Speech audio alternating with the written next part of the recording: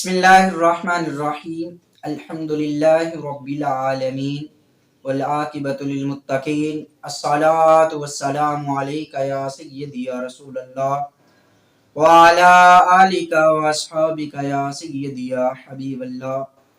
اللہ تعالیٰ کے عظیم بابرکت نام سے آغاز کرتے ہیں جو ہمارا خالق و مالک ہے۔ ہمارا بخاری شریف کا درس چل رہا تھا۔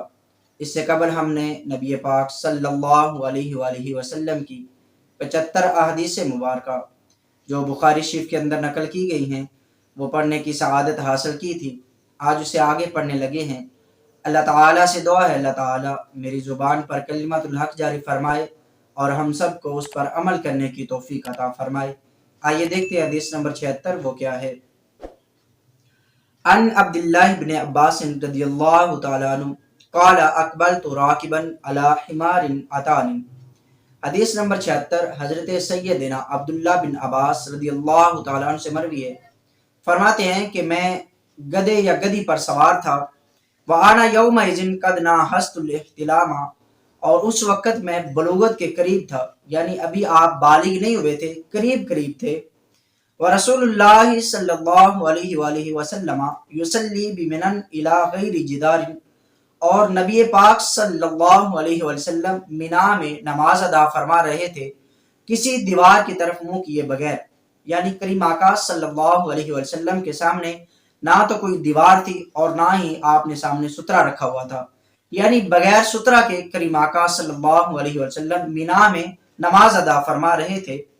فمررت بین یدی بعد الصف، حضرت عبداللہ بن عباس فرماتے ہیں کہ میں کسی صف کے سامنے سے گزرا۔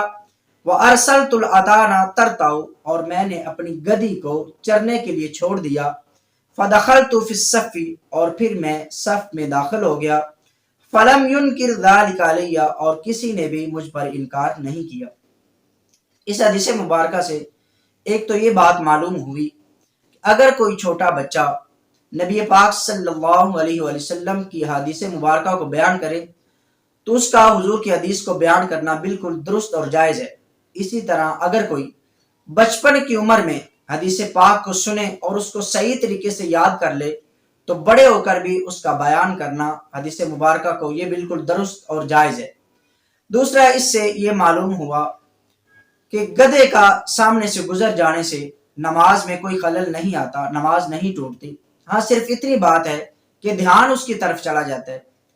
اس سے ان لوگوں کا رد ہو گیا جو لوگ کہتے ہیں کہ گدھے، عورت یا کتے کے گزرنے سے نماز ٹوٹ جاتی ہے۔ یہ بات بالکل بے بنیاد، بالکل غلط ہے۔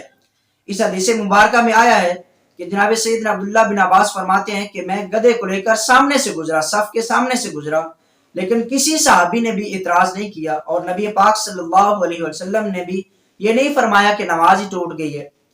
تو لہٰذا ان لوگوں کا اس سے رد ہو گیا جو کہتے ہیں کہ گدھے سے یا کتے سے یا عورت کے گزرنے سے نماز ہی ٹوٹ جاتی ہے۔ یہ بخاری شریف کی حدیث نمبر 76 تھی۔ آئیے دیکھتے ہیں بخاری شریف کی حدیث نمبر 77 وہ کیا ہے۔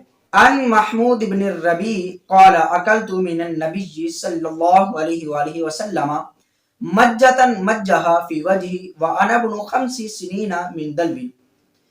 حدیث نمبر 77 حضرت سیدنا محمود بن ربیع رضی اللہ تعالیٰ عنہ سے مروی ہے۔ فرماتے ہیں کہ مجھے اچھی طرح یاد ہے کہ نبی پاک صلی اللہ علیہ وسلم نے ڈول کے پانی سے میرے اوپر کلی فرمائی، میرے چہرے پر کلی فرمائی اور میں اس وقت 5 سال کا تھا۔ اس حدیث مبارکہ میں نبی پاک صلی اللہ علیہ وسلم کے برکت پہنچانے کا ذکر ہے، جیسا کہ دیگر احادیث مبارکہ میں یہ وارد ہے کہ نبی پاک صلی اللہ علیہ وآلہ وسلم متعدد مرتبہ بچوں کے منہ میں کھجور چبا کر رکھا کرتے تھے برکت کے لیے، اور صحابہ کرام نے ان برکات کو بہت مرتبہ دیکھا ہوا تھا، تو اس لیے صحابہ کرام یہ حرص رکھتے تھے کہ وہ اپنے بچوں کو نبی پاک صلی اللہ علیہ وسلم کے لواب دہن سے برکت حاصل کروایا کرے، تو اس لیے صحابہ کرام اپنے بچوں کو نبی پاک صلی اللہ علیہ وسلم کی بارگاہ میں لے کر آیا کرتے تھے۔ دیگر حدیث مبارکہ نبی پاک صلی اللہ علیہ وسلم کے لواب دہن کی برکت والی میں آپ کی خدمت میں عرض کرتا ہوں۔ غزوہ خیبر کے موقع پر جب خیبر فتح نہیں ہو رہا تھا تو نبی پاک صلی اللہ علیہ وسلم نے ارشاد فرمایا کہ کل میں اس شخص کے ہاتھ میں جھنڈا دوں گا جس کے ہاتھ پر اللہ رب العزت فتح عطا فرمائے گا۔ تو تمام صحابہ انتظار میں تھے کہ نبی پاک صلی اللہ علیہ وسلم کل کس کو جھنڈا عطا فرمائیں گے۔ جب صبح ہوئی تو نبی پاک صلی اللہ علیہ وسلم نے ارشاد فرمایا کہ علی کہاں ہیں، حیدر کرار کہاں ہیں؟ تو صحابہ کرام رضوان اللہ تعالی علیہ مجمعین نے جناب سیدنا علی المرتضیٰ رضی اللہ تعالیٰ عنہ کو بلا کر نبی پاک صلی اللہ علیہ وسلم کی بارگاہ میں حاضر کیا۔ تو جناب سیدنا علی المرتضیٰ رضی اللہ تعالیٰ عنہ نے حضور نبی پاک صلی اللہ علیہ وسلم کی بارگاہ میں عرض کی، یا رسول اللہ صلی اللہ علیہ وسلم، میری آنکھیں دکھتی ہیں، میری آنکھوں میں درد ہے۔ تو کریم آقا صلی اللہ علیہ وسلم نے اپنا لعاب دہن جناب سیدنا علی المرتضیٰ رضی اللہ تعالیٰ عنہ کی آنکھوں میں لگایا۔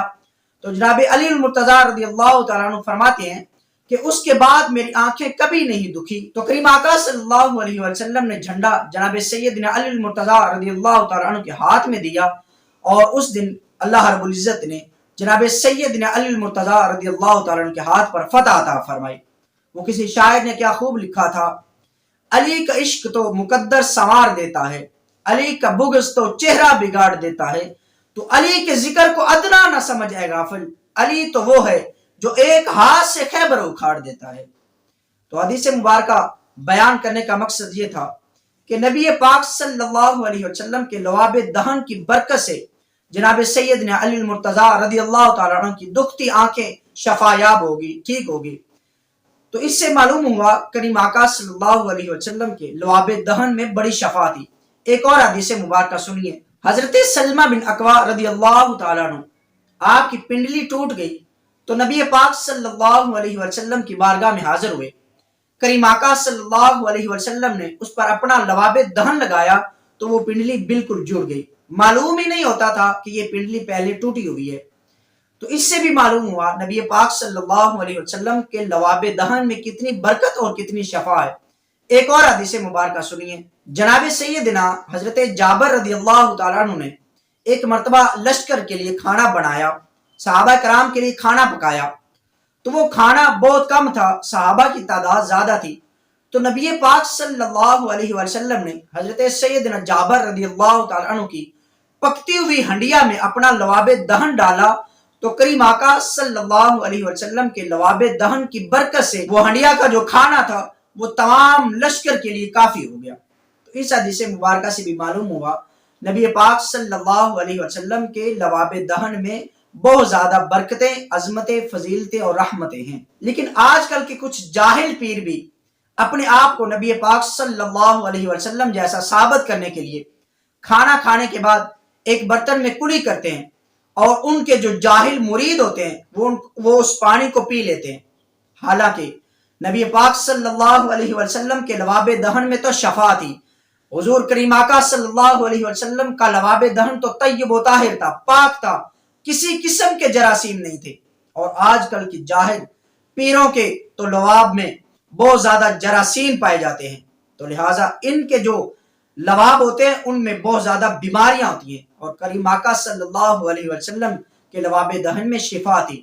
میں ان لوگوں سے بھی درخواست کرتا ہوں جو اس طرح کے جاہل پیروں کے پاس جاتے ہیں، خدا را بچیں۔